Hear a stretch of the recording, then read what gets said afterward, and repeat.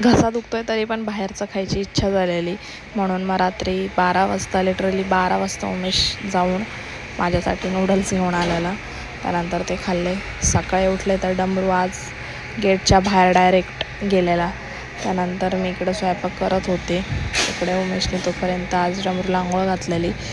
तो खूप मळालेला ना, बाहेर खेळत होता म्हणून. आणि आज पण इतकी हवा सुटलेली, मला अशी हवा सुटली का इतकी भीती वाटते. म्हणजे जगात काय काय चालू आहे सध्या तरी. आता ती वॉर चालू आहे आपली इंडिया आणि पाकिस्तानची.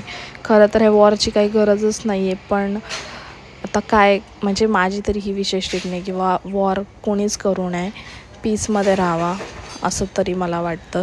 कारण की उगाचच ज्यांनी काही नाही केलं तेच मारले जातात. आणि ते तर सोडा वॉरचं, पण हे वारं वावदळमुळं पण लोक मारली जातात. तर असो, हे माझं पॉईंट ऑफ व्ह्यू आहे. आणि त्यानंतर मग चहा वगैरे पिले, थोडा पावसाचा एन्जॉय घेतला. आणि आज आम्हाला जायचं होतं सलॉनला, माझी अपॉइंटमेंट होती. माझं ॲक्च्युली मेंबरशिप घेतलेली मी लास्ट इयरला, तर मग ती रिन्यू व्हायला आलेली, म्हणून मग आम्ही गेलेलो सलॉनला. हेअरकट आणि स्पा केलेला. तिकडनं आले आणि उमेश डायरेक्टली गेलेला त्याच्या कामाला. डब्बा वगैरे काही नेला नाही, तर मग ते लोकांनी मस्त वडापाव एन्जॉय केलेला.